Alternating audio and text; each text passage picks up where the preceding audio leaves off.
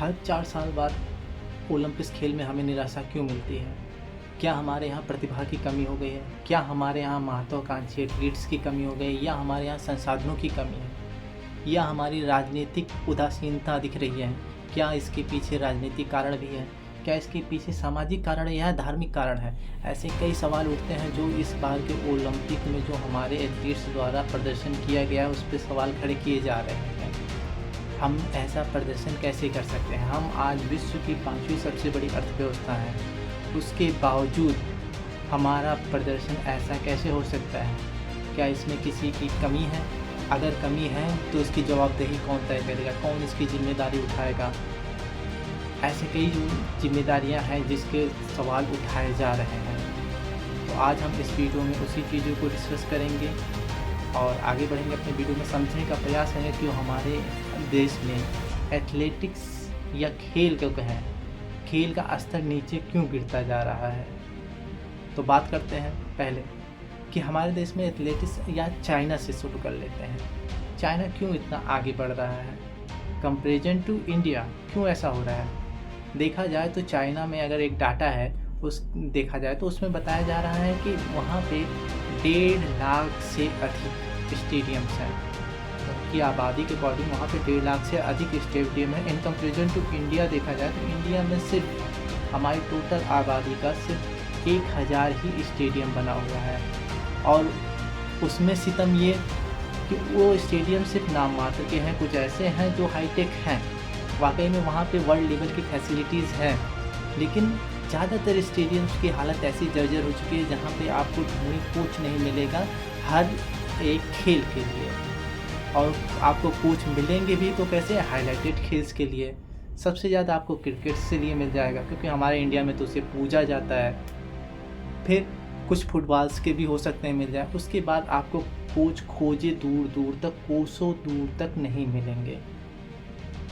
समझ रहे हैं इस बात को कि हम एथलेटिक्स या खेल्स में इतने पीछे क्यों जा रहे हैं? ये एक कारण है। ऐसे हज़ारों कारण हैं। जैसे दूसरा कारण सुनिए, हमारी धर्म, परंपरा, रीति रिवाज। पूछोगे कैसे? भाई साहब पहले डाटा, ठीक है, आज यूएस जो ओलंपिक हुआ है उसमें फर्स्ट स्थान पे है। कारण उसका क्या है? क्योंकि ओलंपिक्स में जो 50 से 60% तक जो मेडल्स हैं वहाँ की महिलाएं लेके आई हैं। तो ओलंपिक में फर्स्ट रैंकिंग यूएस को दिलाने का श्रेय किसको जा रहा है? वहाँ की महिलाओं को। हमारे यहाँ क्या हो रहा है?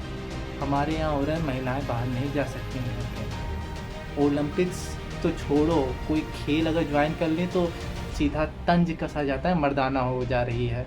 अब लड़की हाथ से निकल चुकी है, कैसे कैसे शौक पाल लिए है, इसकी शादी भी नहीं होगी, मर्दों जैसा चल रही है, मर्दों जैसा खेल रही है, इसकी तो शादी भी ना होने वाली है। ऐसे ऐसे तंज कसे जाते हैं।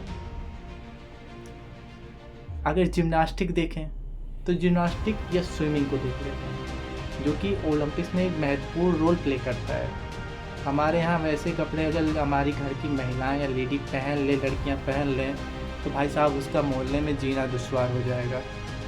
ऐसे ऐसे कमेंट आने लगेंगे ना कि एक लड़की का एमएमएस जो लीक होता है, उस टाइप के कमेंट उसको सिर्फ एक स्विमिंग सूट या जिम्नास्टिक सूट पहनने पे सुनने को मिल जाएंगे कि भाई साहब जैसे लगता है उसका एमएमएस लीक हो गया है।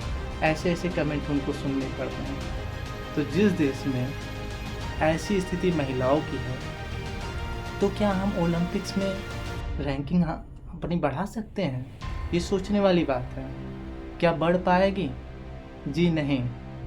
कभी भी उड़ान, कभी भी किसी भी देश की उड़ान एक पंखों से नहीं हो सकती है, और ये स्टेटमेंट अब्दुल कलाम जी का था। अगर भारत को अपनी उड़ान भरनी है तो उसके लिए उनके दोनों विंग्स, मतलब महिला और पुरुष दोनों को एक साथ विकास करना होगा, तब जाके हमारा देश नंबर 1 पे पहुंच पाएगा। यही हाल यहाँ पे नहीं हो रहा है।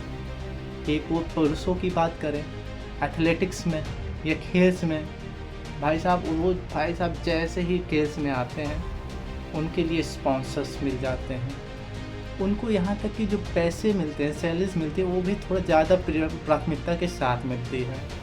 हमारी यहाँ की महिलाओं को कुछ नहीं। महिलाएं मांगती रह जाती हैं लेकिन उनको कुछ मिलता नहीं है। इसका उदाहरण आप वहाँ से देखें, जो कि विनेश फोगाट अभी हाल ही में मेडल तो प्राप्त कर लिया, लेकिन 100 ग्राम वजन एक्स्ट्रा होने की वजह से उनको मेडल नहीं मिल रहा है। मामला भी कोर्ट में चल रहा है। लेकिन सोचने वाली बात है कि ओलंपिक जाने के लिए उनको अपने वीज़ा के प्राप्त करने के लिए जद्दोजहद करनी पड़ी। ये क्या हमारे देश का दुर्भाग्य नहीं है? क्या इस पर बहस नहीं होनी चाहिए? लेकिन नहीं, इस पर बहस नहीं हो सकती है, क्योंकि वो एक महिला है, एथलेटिक्स है, पता नहीं क्या करेगी, ये शक बना रहता है। स्पॉन्सर्स की बात करें कि हमारे यहाँ संसाधनों की क्या व्यवस्था है। जो खेल खेलते हैं वो संसाधनों के उनके पास क्या व्यवस्था है? भाई ऐसे ऐसे एथलेटिक्स हैं जो कि अपने मेडल बेच के अपना जीवन यापन करने के लिए मजबूर हो चुके हैं। उनको खाने के लिए रोटी तक नसीब नहीं हो रही है। ये है हमारे यहाँ की प्रॉब्लम। निधियाँ पास कर दी जाती हैं लेकिन अलॉट नहीं हो पाता है उन एथलेटिक्स को जिनको ज़रूरत होती है। क्या हो रहा है देश में? अगर पास भी हो जाता है, अलॉट भी हो जाता है, तो उनके खाते तक पहुँचते पहुँचते इतनी देर हो जाती है कि वो अपना करियर ही छोड़ चुके होते हैं। ऐसी ऐसी समस्याएं हैं उनके साथ। संसाधन की हमारा सामना वर्ल्ड लेवल से है, जिनके पास हाईटेक संसाधन है।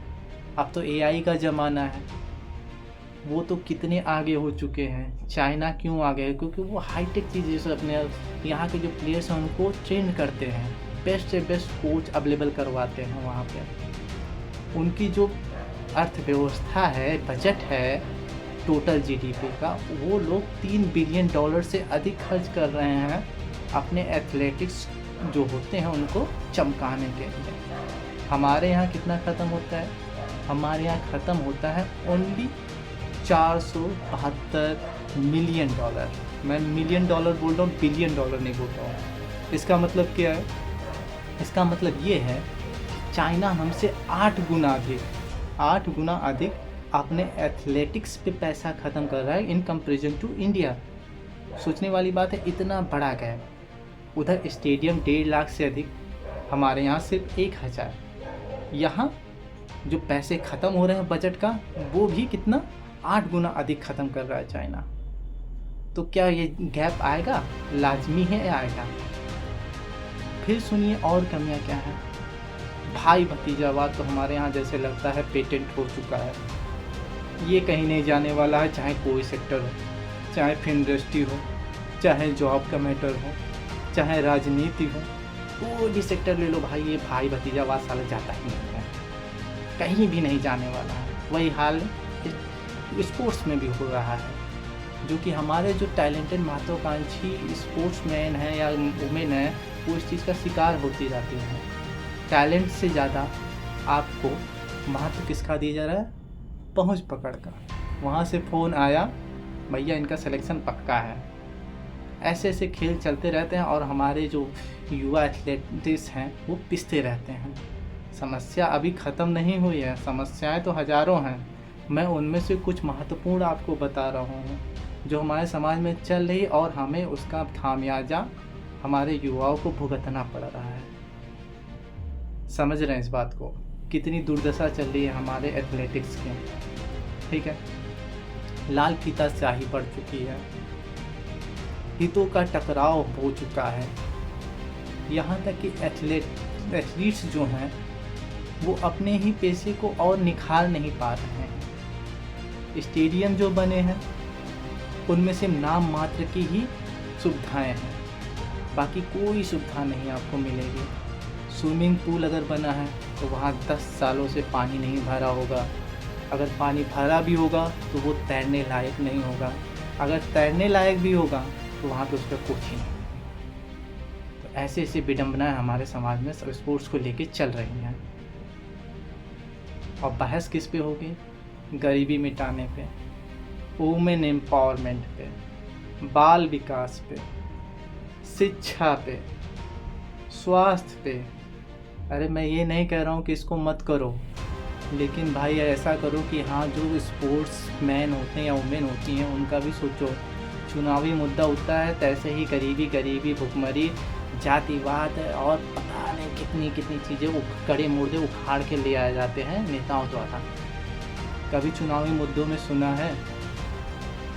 कभी सुना है कि एथलीट्स के लिए ये सब कार्यक्रम चालू कर देंगे हम इस बार अपने जब मेरी सरकार बनेगी? कभी नहीं सुना होगा। सुनोगे भी क्यों? क्योंकि उनका वोट बैंक एक नाम मात्र का है। तो क्यों उनको हम एक स्टेक होल्डर्स की तरह लाएं और अपने उसमें शामिल करें जिसका जनता से ज़्यादा कुछ लेना देना है ही नहीं? तो ऐसे क्यों हम इन लोगों को पूछें? तो मुद्दे भी वही बनते हैं जो बहुत ही वोट बैंक के पहलू के हिसाब से महत्वपूर्ण होते हैं। ये तो आप सबको पता ही होगा। तो हम उस चीज़ों पे नहीं जाएंगे। बस मैं ये कहना चाह रहा हूँ कि हमारे देश में एथलेटिक्स या स्पोर्ट्स का इतना क्यों बुरा हाल हो रहा है, मैं इस चीज़ से आपको अवेयर कराना चाह रहा हूँ। आप भी इस चीज़ को जनता से या जनता इस चीज़ को सरकार से ज़रूर पूछे, अपने आप से भी बात करें। यहाँ पे सिर्फ जिम्मेदार एक सरकार नहीं है, जिम्मेदार यहाँ पे जनता है, हमारा समाज है, हमारी सोच है, हमारी मानसिकता है, हमारा एटीट्यूड है। यहाँ पे क्यों एक पार्टिकुलर रीजन का ही व्यक्ति, एग्जाम्पल के तौर पे महाराष्ट्र, दिल्ली, राजस्थान, पंजाब, हरियाणा, इन सब क्षेत्र के ही जो युवा हैं वो क्यों आगे बढ़ रहे हैं? क्योंकि वो जुझारू हैं। उनकी यहाँ मानसिकता ऐसी भर दी गई है कि हार नहीं मानना है, भले रोटी कम खानी है लेकिन हार नहीं मानना है। वहाँ पे ऐसी मानसिकता भरी जा रही है, हर घर में एथलीट्स आपको देखने को मिलता है। तो ये है जुझारूपन, जो कि मैं नहीं कह रहा हूँ कि मेरे पूरे भारत के अन्य रीजन्स में ऐसा नहीं है, ऐसा है, लेकिन हमारे यहाँ का कल्चर ही कुछ अलग बन चुका है अन्य क्षेत्रों का, कि वहाँ पे स्पोर्ट्स को एज ए नेगेटिव लिया जाता है। अब क्या सुनाया जाता है? शुरू से आपको ध्यान होगा, कहा जाता है पढ़ोगे लिखोगे तो बनोगे नवाब, खेलोगे कूदोगे तो हो जाओगे खराब। शुरू से कहा जा रहा है, ये बात आपको भरी जा रही है बच्चे के अंदर, ये सब ऐसे करके समझ रहे हैं। जो बच्चा शुरू से ऐसे कहावतें सुन आया है वो इस स्पोर्ट्स को कितना वैल्यू देगा? भाई साहब, पेरेंट्स की बात करते हैं।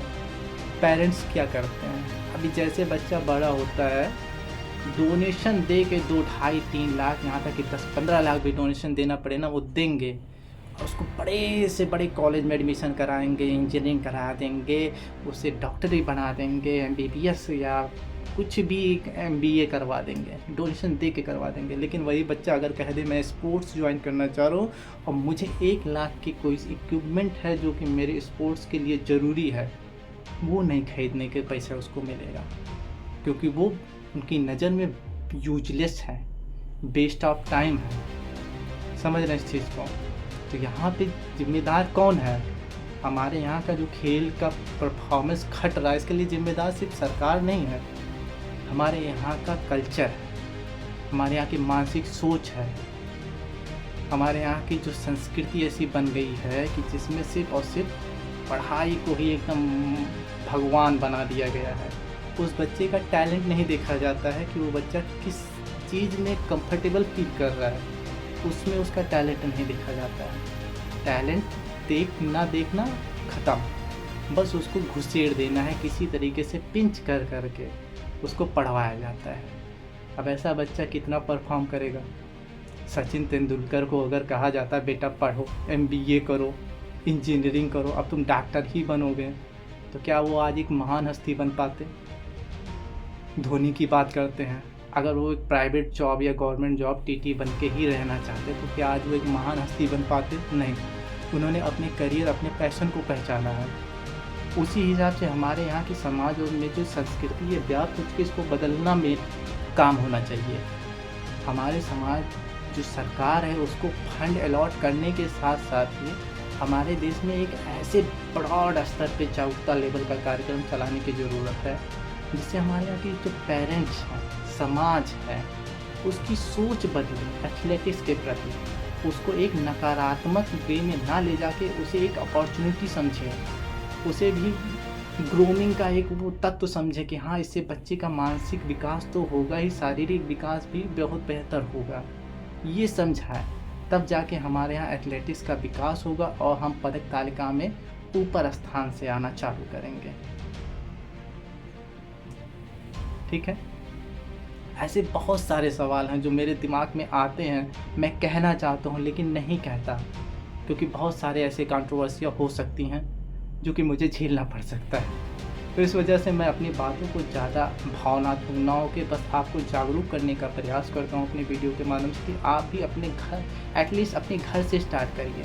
अपने बच्चों को समझिए कि वो किस लेवल के हैं और कहाँ जाना पसंद करते हैं, उनकी एफिशिएंसी क्या है, उनकी कैपेसिटी क्या है। इन सारी चीज़ों पर फोकस करिए, ना कि ये डंडे के वार से उनको पढ़ाया जाए, क्योंकि चाबुक के वार से शेर भी सिर्फ गुलाटी मारना सीख ही लेता है, लेकिन शेर शेर होता है। उसको गीदड़ बना के रखोगे, उसका कोई बेनिफिट नहीं मिलता है। तो मेरी बात यहीं पे ख़त्म होती है। आई होप आपको इस चीज़ से काफ़ी ज्ञान मिला होगा और अपने बच्चों को सुधारने का अवश्य ही एक नया विज़न मिला होगा कि हाँ, अपने बच्चों का परवरिश किस प्रकार से करना चाहिए। तो मिलते हैं किसी नेक्स्ट वीडियो में, नेक्स्ट टॉपिक पे, और अपने ज्ञान को उस टॉपिक पे बढ़ाएंगे। आई होप आपको मेरा ये वीडियो पसंद आया होगा। अगर पसंद आया होगा भाई लाइक कमेंट करना ना भूलें, नहीं पसंद आया होगा तो डिसलाइक कर देना। कमेंट बॉक्स ओपन है, खुल की मर्जी हो, कोई गाइडलाइंस फॉलो मत करना, बोल लेना भाई, यूट्यूब है, बोल लेना, मैं बुरा नहीं मानने वाला हूँ। ठीक है, क्योंकि मैंने ठान लिया है कि मैं अपने समाज को बदलूँगा अपनी बात से। मैंने ये ठान लिया है और मैं बदलूँगा ज़रूर। मैं अगर 10 लोग की बात विचारधारा को बदल ले गया तो मेरा जीवन धन्य सकता। ठीक है, बाकी आपकी मर्ज़ी, बदलना आपको है, मुझे नहीं, मैं तो बदल चुका हूँ। आप अपने जीवन में कितना मेरे वीडियो से सीखते हैं या सीखेंगे ये मुझे नहीं पता।